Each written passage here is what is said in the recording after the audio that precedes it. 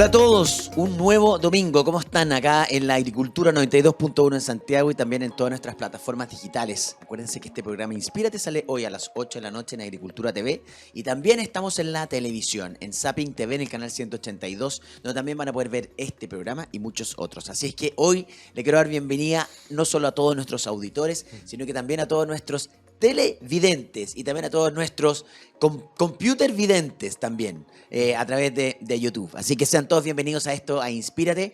Ya llevamos tantos capítulos y estoy tan contento de toda la recepción de ustedes. Así que además quiero agradecerles a todos ustedes por su sintonía, por la buena onda y porque cada vez se están interesando más en estos temas que tienen que ver con el diseño, que tienen que ver con la decoración, que tienen que ver con el buen vivir, que tienen que ver con el lifestyle y que tienen que ver también con esas cosas de aportar al mundo y aportar a nuestra vida a dejarla un poco mejor de lo que lo encontramos y hacer de nuestra vida, de nuestro paso por esta tierra, un lugar, ojalá, feliz ante nuestra realidad y ante nuestras situaciones socioeconómicas, que obviamente que son distintas en todas partes, pero creo que el objetivo último de tener una casa rica, de tener una casa bonita ante nuestros ojos, es algo que perseguimos todos de manera transversal. Y todos los capítulos invitamos a gente que nos inspira, que me inspire, que los van a dejar a ustedes inspirados en hacer ese cambio o en entender un poco más de algún tema que les resuene o que les parezca atractivo. Hace mucho tiempo que yo estoy con una cosa en la cabeza, que es el tema de buscar y dejar de buscar la perfección. Y estoy hace tiempo con ese tema en la cabeza, no me pregunten por qué. Y siento que lo estoy reflejando también en mis proyectos y en mis trabajos del día a día. Incluso, hace un tiempo atrás, les compartí a través de mis redes sociales la mesa de Navidad que hice. Y la mesa de Navidad justamente hablaba de que ojalá en la mesa que hicieron para la Navidad, o a lo mejor si no lo viste, lo puedes hacer para la próxima si te queda ahí guardado, es contar una historia. Dejar plasmado en esa mesa la historia, lo que viviste. Nuestra vida no es perfecta y siento que el ser natural, siento que empezar a valorar lo imperfecto es para donde va la vida, a mi parecer. Y siento que también es una tendencia y que el mundo está yendo un poco más para allá. Y siento que eso es también una enseñanza que nos dejó a todos el tema de la pandemia. Y hoy día quisimos profundizar en ese tema.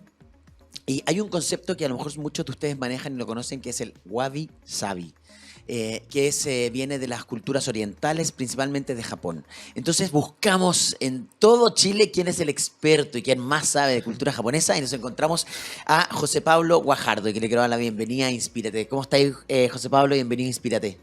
Hola, ¿qué tal? ¿Cómo estás? En primer lugar, agradecer esta gran oportunidad de poder hablar sobre wabi-sabi, que es un tema que me apasiona mucho, por este canal, ¿verdad? Muy bien, aquí inspirado, con ganas de enseñar, que es mi pasión, por cierto, soy profesor de historia, y feliz de poder entregar este conocimiento tan valioso que es el wabi-sabi a la gente, a todos. Qué bueno. Oye, José Pablo, bueno, ahí lo contaba y mira, oye, José Pablo es licenciado de Historia, licenciado en Educación, es titulado de Pedagogía en Historia y Ciencias Sociales de la Universidad de Valparaíso, tiene un diplomado en Pensamiento y Culturas Asiáticas de la Pontificia Universidad Católica de Chile, tiene un diplomado de Estudios Chinos, es miembro del Comité de Historia y Artes de Japonistas Chile y es coautor en Japonistas, libro que se llama Sociedad y Costumbres del Japón, de ediciones 0 del año 2019.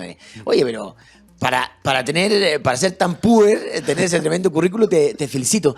¿Cómo nace, José Pablo, esta fascinación por el mundo asiático? ¿Cómo partió esto? Y cuéntanos un poco de ti para que la gente te pueda conocer. Mire, la verdad es que esta fascinación por el mundo asiático parte desde la cuna, la verdad. Desde que yo tengo uso de memoria, a mí me gusta la cultura china. Primeramente, aclarar que me gustó la cultura china. Hasta el día de hoy me apasiona la cultura china. Lo japonés lo incluí posteriormente, más o menos como en el 2006, por ahí. Como en ese año me empezaron a gustar ambas culturas, tanto la china como la japonesa. Y esto es mucho... Te estoy hablando mucho antes de mi pasión por la historia, de hecho. Yo siempre pasé mi infancia y mi adolescencia viendo cómo yo podía dedicarme a ambas culturas en el mundo profesional. Tuve mucha confusión y al final me di cuenta que es la disciplina que engloba todas las disciplinas. ¡Qué loco! Que estudia todo. Y yo lo decidí, la historia. Total. La historia, porque ¿qué aspecto de la cultura me gustaba a mí? Lo más antiguo, lo ancestral. Ancestralidad, historia. Qué bueno, y ahí decidiste estudiar historia entonces. Exacto. Pero tú tienes ahora que has ahora avanzado en tu vida, ¿tienes alguna explicación de por qué te atrajo tanto la cultura asiática desde tan chico? Bueno, la verdad es que no, porque como te decía, yo desde que tengo uso de razón, me gusta la cultura china, me gusta la cultura asiática. Qué loco. Yo jamás te puedo decir este fue el punto de partida, no te lo podría decir porque Ya. yo no tengo esa respuesta. Desde que yo nací, de hecho, cuando tenía 3 años, yo asustaba a mi mamá porque le hablaba de China, de cosas chinas, y un niño a esa edad, ¿cómo es consciente de lo chino como tal? De hecho, yo no solíamos ver, te estoy hablando de los 90, ¿Ya? del 97, del 96, casi no salían cosas chinas en la tele. No, po. Pero aún así a mí me gustaba China. Y luego ya a los 6 años, a los 7 años, en la década del 2000 ya partió mi fascinación por lo chino. Cosa que no le gustaba a nadie, pero a mí me gustaba.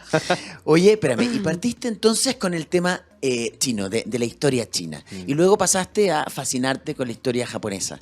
Exacto. Para los que no, a lo mejor seamos más ignorantes en la materia y entendemos a Asia, ¿no es cierto? La cultura asiática, o sea, los orientales, nosotros somos los occidentales y ellos son los orientales. ¿Cuál dirías tú que puede ser la gran diferencia, o si existe o no, diferencia entre la cultura china y la cultura japonesa? O sea, o cómo es la cultura oriental y cómo se divide en estos dos subculturas, digamos. Bueno, de partida, el término oriental, quienes nos dedicamos al estudio del Asia, partimos por dejarlo un poquito de lado, porque es como una construcción que hace Occidente para diferenciarse de Oriente y también en una posición en una superposición, más bien dicho. Ah, Por ende, optamos por decir estudios asiáticos. perfecto. En este caso del Asia del Este. Y bueno, el Asia del Este está enriquecido de culturas que comparten ciertas cosas y también se diferencian en muchas. Lo que es la cultura china, China es bastante ancestral, bastante antigua, al igual que Japón. Sin embargo, China fue una civilización que influenció a su entorno.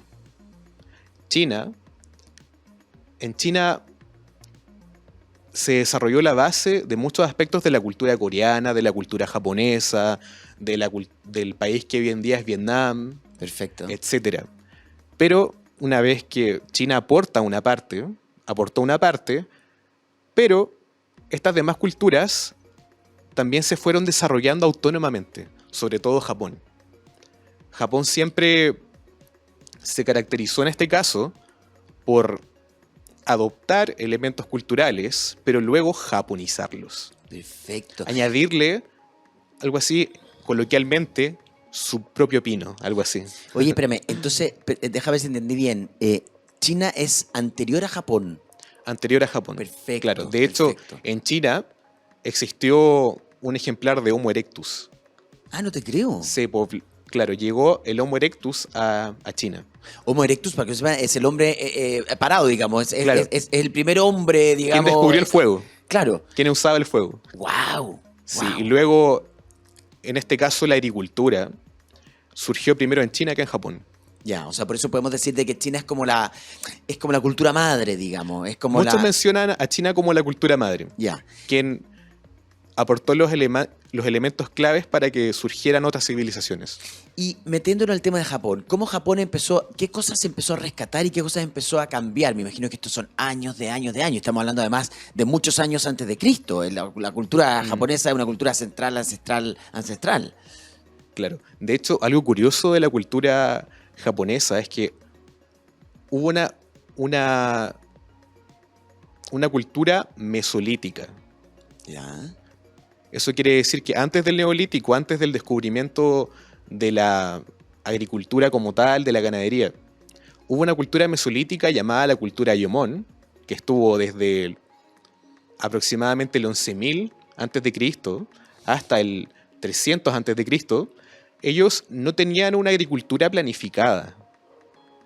pero pudieron desarrollar cerámicas Wow. para la recolección. Es decir, en muchas otras culturas la alfarería iba de la mano con la agricultura. Sin embargo, en esta cultura japonesa, la Yomon, la alfarería fue anterior a la agricultura sistematizada, por así llamarlo. Wow. Pero siempre con un fin utilitario, ¿cierto? Utilitario, ¿En claro. en qué minutos empezó a pasar? Empezó a pasar en Japón del utilitario a lo bello, digamos, a lo más ornamental. Bueno. ¿Mucho después? Soy de la idea de que cada cultura, por muy, en este caso, ancestral que sea, quizás arcaica, tiene su concepto de belleza. Sin embargo, aproximadamente en el 300 a.C., 250 por ahí, antes de Cristo, surge la cultura Yomon, debido a migraciones de lo que es hoy en día Corea y China al territorio japonés.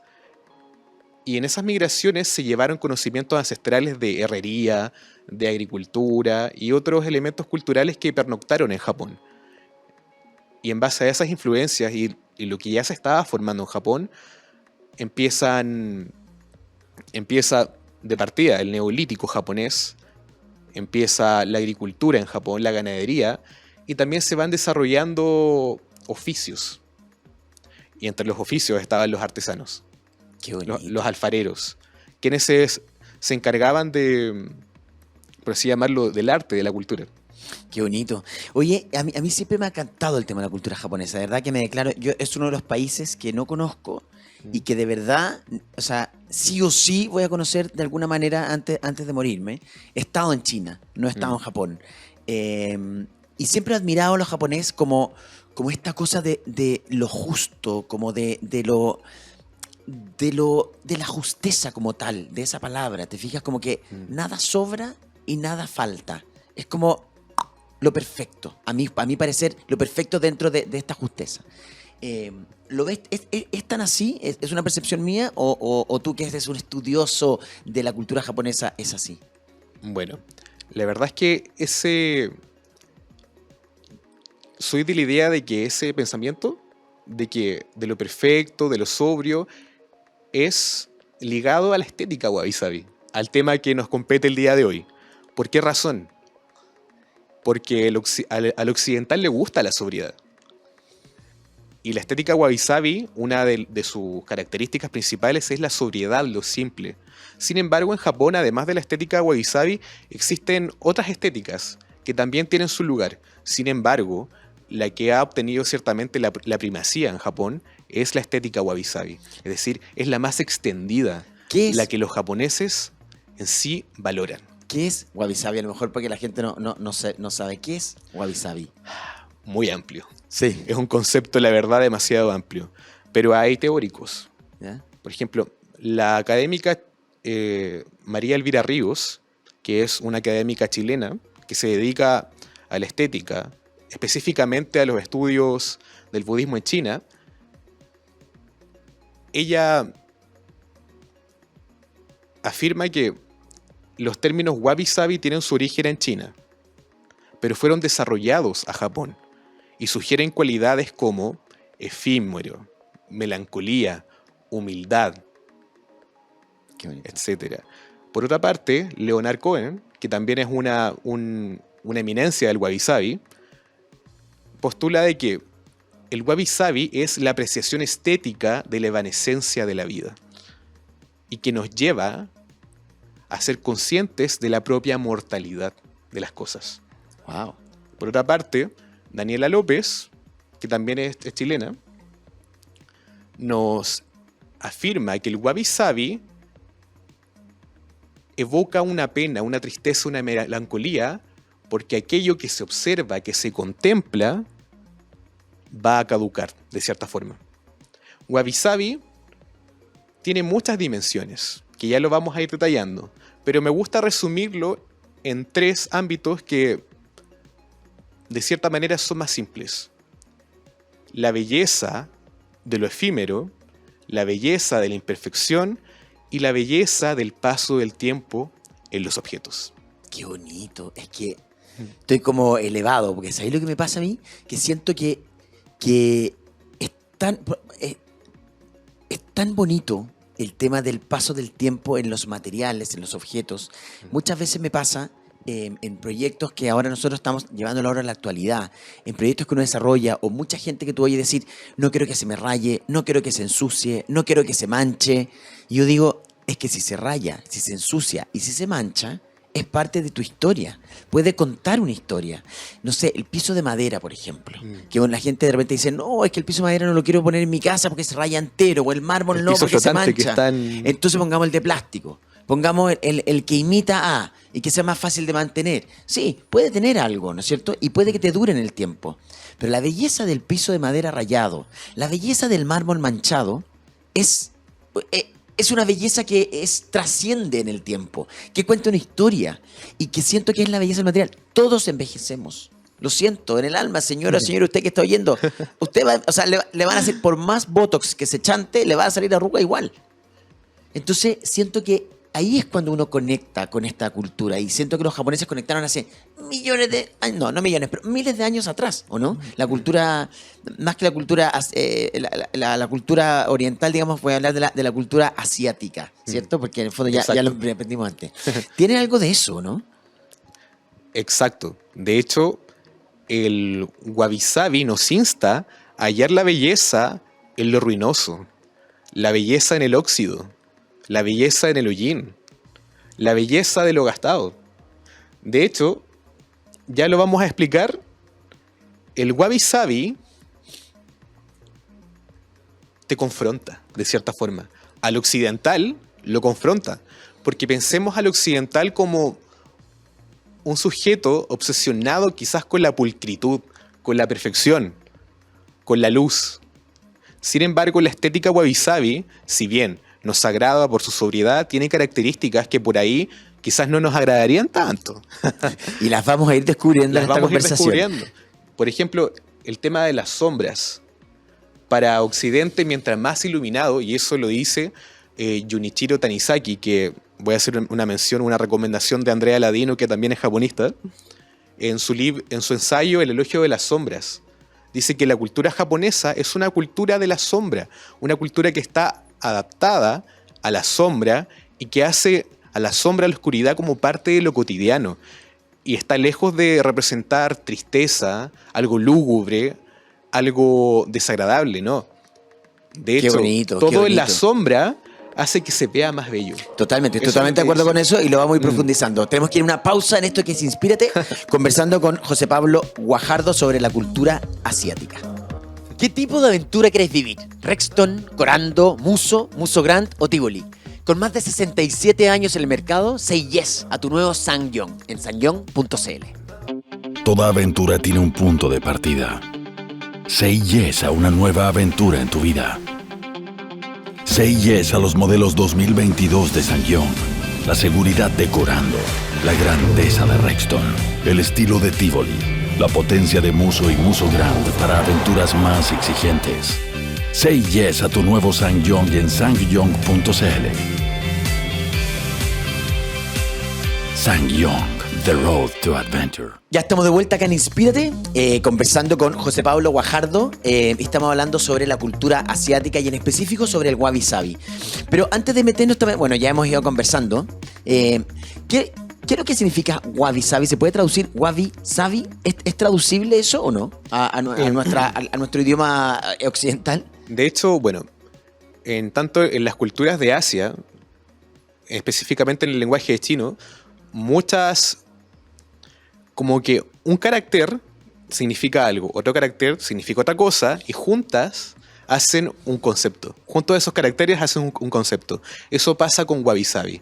Según una académica española llamada Leire Unzaga, wabi representa lo triste, lo melancólico, y sabi representaría lo humilde, lo flácido, lo flaco, por así decirlo, Perfecto. coloquialmente. Y Perfecto. juntos, en Japón, desarrollaron esta filosofía del arte, esta filosofía de vida, que es el wabi-sabi, que de hecho va ligado al mundo del budismo zen y también a la cultura del té en Japón.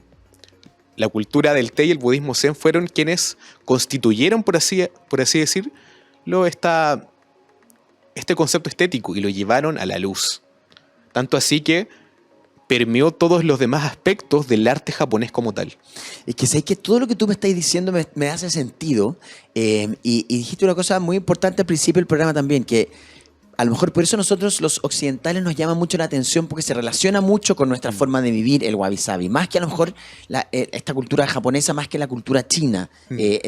A grueso modo, obviamente que sobre gusto no hay nada escrito y es súper subjetivo, ¿cierto? Pero en general siento que los occidentales nos representa un poco más esta cultura, ¿no es cierto? La gran diferencia que yo veo, a lo mejor coloquialmente, mirando afuera, veo la cultura china como más exorbitante, no sé, más llamativa, con mucho color, dorados, rojos, en el fondo como mucha forma. Y al contrario, si miro al Japón, esta cosa de la justeza, lo que hablábamos al principio, estas casas con estos muros y con estas puertas de papel de arroz, ¿no es cierto? Una cosa mucho más limpia, el uso de la madera, etcétera. ¿Es así también el tema o es una percepción mía propia? También desde el punto de vista de la historia, ¿también se entiende así o no? Sí, mira, lo que pasa con Japón, en este caso, es que si bien la estética wabi-sabi es parte integral del arte japonés, no obscurece a otras estéticas que también se dan en Japón. Por ejemplo, tú en Japón puedes hallar, en este caso, una pagoda, un templo muy sobrio, bicolor, pero al mismo tiempo puedes hallar un palacio con pan de oro, con muchos colores, Perfecto. adornado de la forma más detallista que puedes encontrar. Por ejemplo, el santuario de Nikko, dedicado a Tokugawa Ieyasu, el primer shogun del periodo Edo, no es para nada sobrio. Yeah. Tiene muchos colores fuertes, muchas mezclas, Yeah. pero es precioso. Sin embargo, como te decía, la cultura wabi-sabi, la estética wabi-sabi ha permeado casi todo en la cultura japonesa. Perfecto. Hoy en día, si tú vas a una casa japonesa tradicional, te vas a encontrar con sobriedad, con irregularidades en algunos lugares, con minimalismo, y eso es parte de la estética wabi-sabi, con un tokonoma, que ya el tokonoma es una parte específica, un salón, es parte de un salón donde se contemplan obras de arte. En el tokonoma, que es una parte que, por cierto, está cargado de sombra, hay un ikebana, que es arte floral japonés, que también es parte de la estética wabi-sabi en tanto a lo efímero de la flor y también a sus irregularidades. Una pintura, cualquier objeto, pieza de arte que pueda ser contemplada. Qué lindo. Sí. Qué lindo lo que sí. Ya hay nombrado varias veces el tema de la sombra. Claro. En tanto a la cultura china, no podemos... Bueno, Japón es muy diverso. Quizás tengamos una mirada homogénea sobre Japón, pero en sí Japón es muy diverso. Pero China es aún más grande, aún más diversa. En tanto a tamaño es gigante, es el país más poblado del mundo y el cuarto en extensión. Y eso hace que cada zona de China específica tenga una cultura particular. Por ejemplo, el sur de China. En el sur de China podemos hallar templos bastante coloridos, con bastantes figuritas, templos magníficos, pero con mucho detalle. En el sur es distinto. La ciudad prohibida, de hecho, no es para nada sobria. La ciudad prohibida de Beijing. Sí, he estado. Es Increíble. Increíble. Increíble. ¿No? Los dorados, los colores Increíble. vivos. Sí, increíble. También. ¿La cultura wabi-sabi no es detallista? ¿O sí? ¿O es otro tipo de detalle a lo mejor? Es otro tipo de detalle. Detallista en lo meticuloso, quizás. Pero no detallista en la presencia de muchos objetos. Perfecto. O en la presencia, en este caso, de muchos colores. Oye, hay nombrado varias veces el tema de la sombra. Esta cosa como más sombría. Y en el juego de la luz y la sombra es donde aparecen los volúmenes, ¿cierto? Es donde aparece la textura. Exacto. La cultura wabi-sabi juega mucho con eso, ¿no? Juega demasiado. De hecho, en las casas japonesas solamente entra la luz de una parte.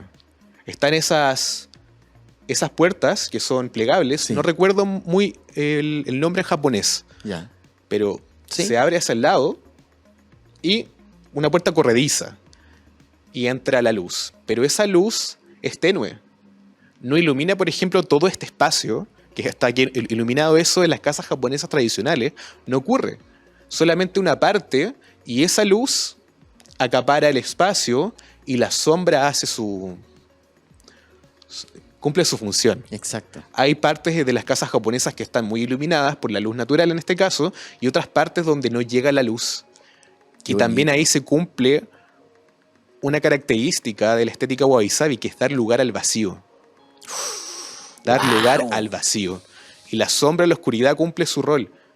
Porque como culturalmente los japoneses, a lo largo de su historia, vivían en casas que no eran iluminadas.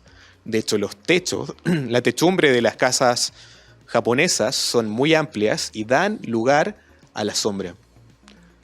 Qué bonito eso, porque uno tiende a pensar que no, que hay que bloquear la sombra. Exacto. Y la sombra también tiene su belleza. Tiene su belleza. Hace que apreciemos estéticamente un objeto de forma diferente. En su porosidad, en su... Mira, acá hoy día en el estudio tenemos Color. acá un jarrón que tiene hay varios detalles El paso que del lo van a poder ver tiempo. hoy día a la noche. En Agricultura TV, acuérdense, a las 8 de la noche. Y si jugamos con la sombra de este jarro, si se fijan, aquí estamos jugando con la sombra y con la luz y la sombra de un objeto, y empieza a aparecer la textura y empieza a aparecer el volumen. Eso es lo que tú estás tratando de Claro, explicar, José Pablo. evidentemente hay otra perspectiva del jarrón. Exacto. Porque Junichiro Tanizaki en su ensayo decía que si nosotros iluminamos la totalidad de este objeto, vamos a hacer que se pierda la belleza del objeto como tal. Porque la idea es que la luz llegue, pero que en la otra parte esté la sombra. Y que ese juego de luz y sombra sea capaz de evidenciar los detalles, la porosidad, las imperfecciones, la diferencia de colores, etc. Oye, y esas cosas también las podemos traspasar a la vida diaria de uno en la casa. O sea, Así mismo. jugar con el tema de las temperaturas de la luz o jugar con la intensidad de la luz. Existe una idea dimmer que uno puede instalar en los interruptores de la iluminación que baja la intensidad de la luz en las casas. Yo personalmente lo tengo puesto en mi living y tengo la luz muy, muy baja. A mí me gustan los espacios más oscuros. Creo que en el fondo generan esta cosa de intimidad, esta cosa de acogerse, esta cosa de lo simple que dices tú, muy al contrario, un espacio iluminado al 100%, donde se revienta la luz, que no tiene que ver con que una cosa sea mejor o peor que la otra, ojo, sino que tiene que ver con que son sensaciones Son diferentes estéticas. Exacto, son diferentes estéticas. Y es por eso a lo mejor que uno se siente muchas veces más atraído por la estética de wabi-sabi, por la estética japonesa, bajo estos parámetros y bajo estos conceptos. Y además otra cosa muy bonita que tú dijiste también, que el tema y recalcar lo que es la belleza de lo imperfecto. Empezar a apreciar eso, la belleza de lo imperfecto. Lo estábamos hablando en el bloque anterior. Y eso a uno muchas veces tiende como a buscar la perfección en la vida. Los japoneses ya lo entendieron hace muchos años atrás, mucho antes que nosotros. ¿Cómo uno puede empezar a buscar la belleza en lo imperfecto? ¿Con qué elementos a lo mejor de la historia o de la cultura japonesa podemos ir rescatando nuestro día a día para poder ir buscando esa belleza en lo imperfecto? Bueno, antes de contestar en sí la pregunta, me gustaría al público contarle una experiencia personal que tuve hace poquito, que es simple pero muy significativa. A ver. Bueno, hace poco fui con un amigo y su familia a la playa. Hicimos un viaje, llevamos tacitas, llevamos de todo para estar en la playa, pasar un momento agradable. Y de pronto cuando la mamá de mi amigo estaba sacando las tazas para tomarnos un tecito, un cafecito, y de pronto me doy cuenta de que una taza que tenía ella, que era rosada, tenía una parte específica donde había muchos colores. Había tonos blanquecinos, tonos rojos, etc. Pero hacía un juego perfecto con el color de la taza en sí. Y yo le dije, tía, ¿esto venía así? No, hijo, lo que pasa es que esa taza me gusta mucho. Y entonces a mí se me trizó. Pero ¿qué hice yo? La pinté con distintos colores. Intenté dar con el color perfecto para esa taza. Y se ve bonita, se ve novedosa. Y yo como que quedé en shock. Mi tía aplicando el wabi-sabi. ¡Wow! Mi tía aplicando el wabi-sabi. Un saludo para mi tía Elizabeth Isolda. Ella fue la maestra del wabi sabi en esa tarde de verano. Y entonces quedé pensando mucho tiempo, porque, bueno, quizás mi tía Eli no conocía quizás del término wabi sabi, pero sin embargo lo aplicó, valoró la imperfección, valoró el paso del tiempo en ese objeto y valoró asimismo su belleza. Qué bonito. Y de ahí yo saco una conclusión, yo saco quizás un consejo para los televidentes y para quienes nos escuchan. No boten las cosas que se rompan. Hallen la forma de restaurarlo. Porque ese objeto tiene historia, tiene un significado. El tema de la restauración también. Los japoneses tienen una técnica de restauración de cerámicas llamada el kitsuji. ¿Y qué consiste esto? Bueno, supongamos que ahora esto se nos cae. Este jarrón se nos cae, se hace 1000 pedazos en el piso. Bueno, cualquier persona, bueno, aquí quizás algunos opinarían, no lo voten, otros votanlo, compramos otro jarrón.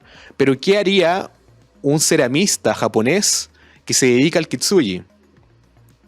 Pegaría, evidentemente, el jarrón, pero aquellas grietas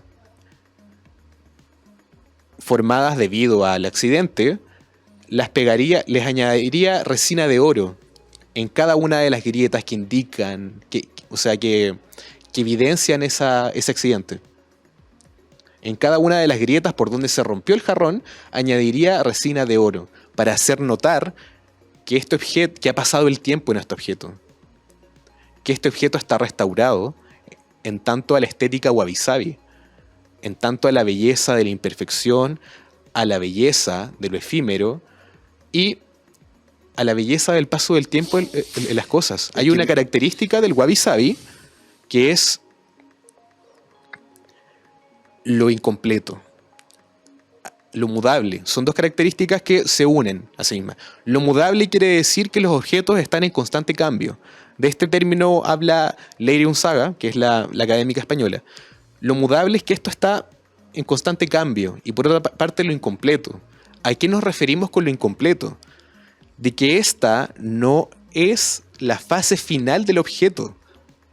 Quizás mañana se va a picar acá, quizás mañana se va a romper, quizás mañana, supongamos que un niño con una pintura lo raye aquí o le pase el dedo y quede negro, el color que sea, pero esta figura, este jarrón,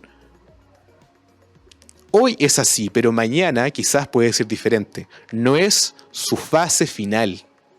Por eso tiene esa cualidad de lo incompleto. Yo estoy como levitando. No sé si ustedes están levitando, pero estoy fascinado con esta conversa, José Pablo. Vamos a una pausa en Inspírate y seguimos conversando sobre el wabi sabi. ¿Qué tipo de aventura querés vivir? ¿Rexton, Corando, Muso, Muso Grand o Tivoli? Con más de 67 años en el mercado, say yes a tu nuevo Sangyong en sangyong.cl. Toda aventura tiene un punto de partida. Say yes a una nueva aventura en tu vida. Say yes a los modelos 2022 de Sangyong. La seguridad de Corando, la grandeza de Rexton, el estilo de Tivoli, la potencia de Muso y Muso Grand para aventuras más exigentes. Say yes a tu nuevo Sangyong en sangyong.cl. Sangyong, the road to adventure. Ya estamos de vuelta acá en Inspírate, conversando con José Pablo. Yo ya estoy de verdad que levitando. Es que me siento muy identificado con la cultura wabi sabi. Y terminamos la conversación antes de irnos a pausa en el tema de este jarrón que se quiebra, ¿cierto? Fíjate que atrás de eso hay muchos conceptos también que uno puede empezar a entender de la cultura japonesa, me imagino, de esta cultura wabi sabi. Primero, valorar la fragilidad. O sea, somos frágiles, los seres humanos. Exacto. Y los objetos obviamente que también son frágiles. Y eso es súper importante, reconocernos a nosotros mismos frágiles. No somos superhéroes, no somos perfectos. Y la cultura wabi sabi nos viene a enseñar un poco eso. Y por otra parte, la fragilidad y la honestidad. El tema de querer, cuando este objeto, este jarrón se nos quiebra, evidenciar ese quiebre, como tú decías, con estas, a lo mejor, un color distinto en el plie, en la unión, o agregarle oro en la unión, digamos que lo hace la cultura wabi-sabi, para evidenciar que estuvo roto, que se rompió pero que se Reconstituyó. se reconstituyó. Qué bonita esa honestidad. Y también la podemos traspasar en nuestra vida. O sea, primero somos frágiles, reconozcámonos frágiles. Somos frágiles. Y segundo, y seamos honestos en reconocernos frágiles. Todos nos vamos a quebrar en algún minuto de la vida, ¿no es cierto? Así como se quiebra el jarrón, así como se gasta el piso de madera, así como se mancha el mármol. Entonces, al final, la cultura wabi-sabi va mucho más allá de una cosa física, va mucho más allá de una forma de arquitectura, va a una enseñanza y un estilo de vida. Es una filosofía de vida. Honestidad, ¿no es cierto? Fragilidad, simpleza Y cambio. y cambio. Yo encuentro que de verdad es una cosa para aprenderla. Cuando digo aprenderla, no, de aprenderla de aprenderla de Tomarla. entenderla, de tomarla, pero de aprenderla de hacerla propia, de esa cosa de que se prende a ti, ¿cierto? Sí. Siento que es una cosa impresionante. De hecho, si uno tomara la filosofía wabi-sabi como filosofía de vida, entendería ciertas cosas y sería incluso hasta más feliz.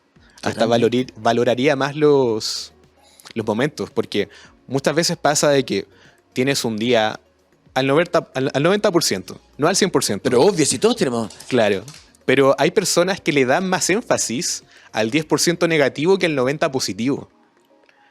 ¿Y qué pasa? Se frustran. El wabi-sabi te insta no a quedarte solamente con el 90% positivo, sino que a tomar en cuenta todo y a sacar lo mejor. Finalmente uno puede, como dices tú, mirar el vaso medio lleno, verlo no solamente en los objetos, sino que también en el día a día. Es una muy bonita Claro. enseñanza, creo que nos deja el wabi-sabi, creo que hay que investigarla mucho más. ¿Dónde la gente puede investigar más o cómo puede saber más de esta cultura del wabi-sabi? ¿Cómo se puede interiorizar? Tú eres miembro del Comité de Historia de Artes Japonistas Chile. Japonistas Chile. ¿Qué es Japonistas Chile? Japonistas Chile es la fundación a la cual pertenezco. Está conformada por Pablo Delgado, historiador, que es el presidente, Andrea Ladino, que es la vicepresidenta. Bueno, Pablo Delgado es historiador, como te decía. Andrea Ladino es traductora, inglés-español, pero dedicada al ámbito de la literatura y el cine.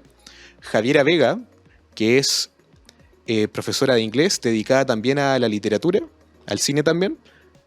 Keisuke Itomi, historiador. Melissa Durán, que es artista. De hecho, juntos conformamos el comité de arte.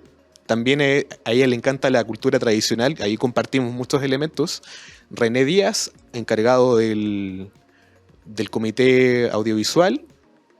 Y últimamente que se sumó Kiyoko Suzuki, que ya es, bueno, mencionar que Andrea Ladino, Keisuke Itomi y Kiyoko Suzuki son descendientes de japoneses Perfecto. y conforman el comité de identidades. ¿Y hace cuánto se creó, perdón, este Japonistas Chile? Japonistas Chile se creó ¿Y por qué? en el 2016.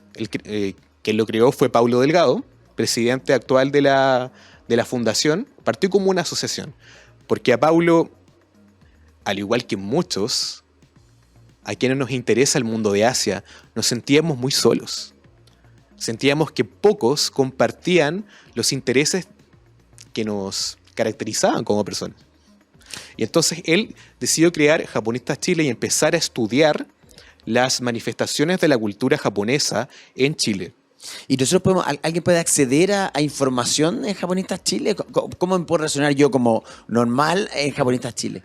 Por supuesto, tenemos el blog, tenemos la página de Facebook, tenemos Instagram, tenemos canal de YouTube, LinkedIn, yo lo digo como chileno, LinkedIn, y también TikTok y todas estas plataformas. Perfecto. Pueden llegar a nosotros por todas estas plataformas. La red social que más se ocupa en general es Instagram. Y ahí vamos a ir entendiendo el concepto del wabi-sabi y otros más, ¿no es Exacto, cierto? otros más. De todo lo que tiene que ver con la cultura japonesa. Lo que pasa es que Japonistas Chile, la actual Fundación Japonistas Chile, se dedica a estudiar a Japón de manera holística, porque cada miembro de la fundación tiene un interés distinto. Y entonces trabajamos el Japón colectivamente. Perfecto. Yo soy del área del Japón antiguo, de la cultura tradicional japonesa, el arte. Andrea Ladino es de la literatura japonesa y el cine. Javiera Vega es de la literatura japonesa y del cine. Andrea Ladino, por cierto, es coautora también de Japonistas Libro. Javiera Vega sacó un libro, La otra orilla, por Ediciones Cero también. Paulo Delgado es autor de Sal de ahí, Chelón, que conmemora los 20 años de la transmisión de Dragon Ball en Chile. Keisuke Itomi también es coautor de Japonistas Libro. Melissa Durán también, coautora de Japonistas Libro. Y entonces estudiamos el Japón en todas sus vertientes. Perfecto. De hecho, hay áreas de Japón que yo no cubro, como lo es la cultura pop, el anime. Esos elementos yo no los cubro. Ya, pero eso quería preguntarte, a lo mejor algo entiendes, pero hoy día Japón está obviamente que con toda esta cultura más popera, digamos, Claro. también pasó el tema del anime japonés, que también es, un boom, digamos, y que también lleva mucho tiempo. ¿De qué manera, en el fondo, ha ido evolucionando Japón también? Y ha ido evolucionando el tema del wabi-sabi también a la actualidad. ¿Cachai? ¿Cómo se va fusionando esas dos aristas? Bueno, Japón se caracteriza por siempre mantener en equilibrio lo que es la modernidad con lo tradicional. Y claramente en elementos como el anime va integrando también aspectos de la cultura tradicional. Bueno, en este caso de animes no voy a hablar mucho. Ya. Inuyasha se remonta a la era Sengoku, a la era de estados en guerra de Japón. Que eso es del siglo XV después de Cristo al siglo XVI. No, miento, 17 después de Cristo. Inuyasha se remonta a ese periodo. Por otra parte, Estudio Ghibli sí que integra el wabi-sabi a la estética de la película en sí. La princesa Mononoke es una obra de wabi-sabi. Y en la princesa Mononoke no vemos el wabi-sabi en el arte, en la cultura material, sino que también, o sea, no solamente en el arte y la cultura material, sino que también en la naturaleza. Porque el wabi-sabi, ojo, hemos hablado mucho del arte, hemos hablado mucho de la cultura material, de la persona en sí, pero no hemos hablado de la naturaleza. El otoño es una expresión del wabi-sabi. La primavera también es una expresión del wabi-sabi. Todas las estaciones en realidad, pero en Japón al menos, y aquí en Chile también, compartimos el clima templado, disculpa. O sea, en el fondo, claro, la cultura wabi-sabi también lo vemos, me imagino que de ahí también nace el estudio, digamos, y el concepto, digamos, y en la naturaleza está todo. Exacto. Mira, por ejemplo, en el otoño, la vegetación imperante en Japón es la isla de Honshu, que es al menos la principal. Japón tiene un clima mayoritariamente templado. Uh-huh. En el norte, que es la isla de Hokkaido, hay un clima más boreal, más parecido a lo polar. En el sur de Japón, subtropical, pero en la isla de Honshu, que es donde podemos decir que se desarrolló la civilización japonesa como tal, impera la vegetación, el bosque caducifolio de hoja caduca. Y ese, bueno, es muy técnico lo que dije, Sí. pero para quienes nos escuchan, es aquel bosque que bota la hoja en otoño, aquel bosque que adquiere un color, un follaje amarillo, rojo, naranjo, y bota la hoja durante el otoño. Así son los otoños en Japón, así son los bosques. Y entonces eso genera un follaje, una belleza efímera, porque tarde o temprano los árboles van a quedar sin hojas. Por otra parte, en la primavera japonesa florecen los sakuras, que son un emblema cultural de Japón. O sea, hemos visto, yo creo que varios hemos visto esas fotografías de la primavera japonesa con esas los árboles con esa flor media rosada. Las calles teñidas de rosado, de rojo, de blanco, debido a los sakuras. Ese es el árbol. El árbol. Sin embargo, la flor del sakura solamente dura de 2 a 3 semanas. Es una belleza que existe, pero es una belleza efímera. Porque luego a la flor le sale la hojita, o sea, al árbol le sale la hojita y la flor cae. Bueno, y tiene que ver con lo que tú has dicho toda la conversación. O sea, el wabi-sabi es la belleza de lo imperfecto, la belleza de lo honesto, qué sé yo, y también de lo efímero, lo has dicho todo. Porque todo se va a terminar, pero se puede reconstituir. Si ahí Se está puede lo bonito. reconstituir, claro. Ahí está lo bonito. Y cuando uno se reconstituye con más fuerza, además. Como que Sí. son heridas de guerra. ¿Te fijas?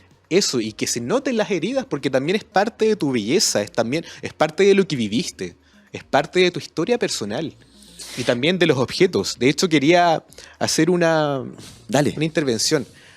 Cuando se habla de restauración en Occidente, se alude a dejarlo como nuevo, tal cual está, a eliminar las grietas, a eliminar la imperfección.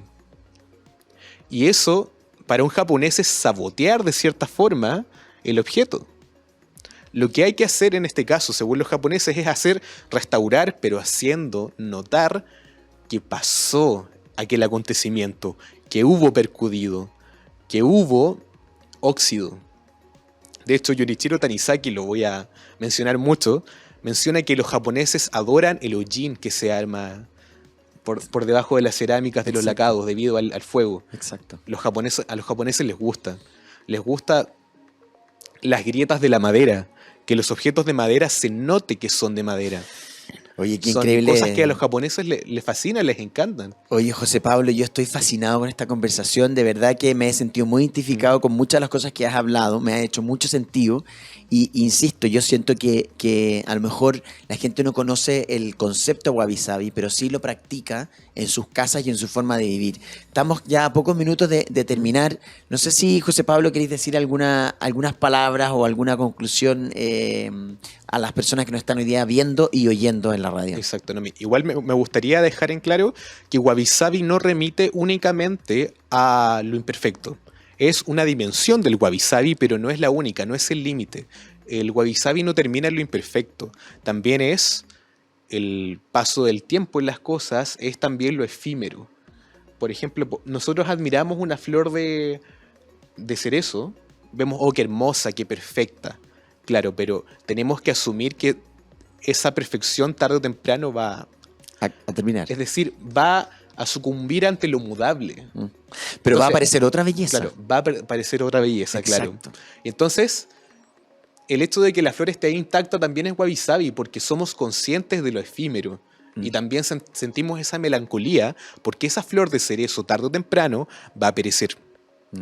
Y también recomendar a los televidentes y a quienes nos escuchan que se atrevan a adornar su casa en base al wabi sabi, hacer decoración wabi sabi, a que le den el espacio a la sombra, de que pongan los objetos en cierta disposición, que escapen de la simetría, porque una de las dimensiones del wabi sabi también es lo irregular, lo vulnerable.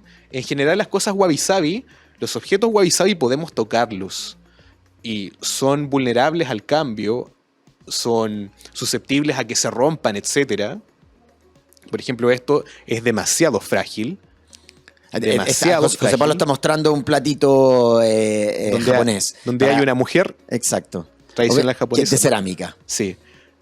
Que se atrevan también a no botar lo que se rompe, a restaurarlo, a darle su lugar. Que si se les descascara quizás la pintura de la casa, que la dejen ahí o que bien lo integren a la belleza en sí de la decoración que quieren hacer. Total. Porque eso no es fealdad, es otro tipo de belleza. La estética es algo tan amplio, Total. tan hermoso, se puede presentar en distintas figuras. No, con esto yo no quiero subestimar la perfección, entre comillas, de Occidente, porque el arte en Occidente está permeado por el concepto de tecné griego, que se basa también en la perfección, pero también demos espacio a otras estéticas, a otras partes del mundo que tienen que aportarnos. Oye, estoy fascinado de haberte conocido, José Pablo. Creo que sabes mucho. Es mutuo. Ah, muchas gracias. Y nada, bueno, nos estamos ya llegando al final de nuestro programa. Lo que hizo José... Sí, me gustaría Dale. Cortito, que estamos con pocos los minutos. televidentes, si pueden seguir las redes de Japonistas Chile en Instagram, en Eso. Facebook. para ¿Cuál que- es? @Japonistas Arroba Chile. Japonistas Chile. Ya, Sí, para que en todos Instagram. puedan seguir @Japonistas Chile y le vamos a dejar escrito durante Claro. todo el programa. Le vamos a pedir ahí a nuestro productor que escriba ahí el @Japonistas Chile para que lo puedan seguir.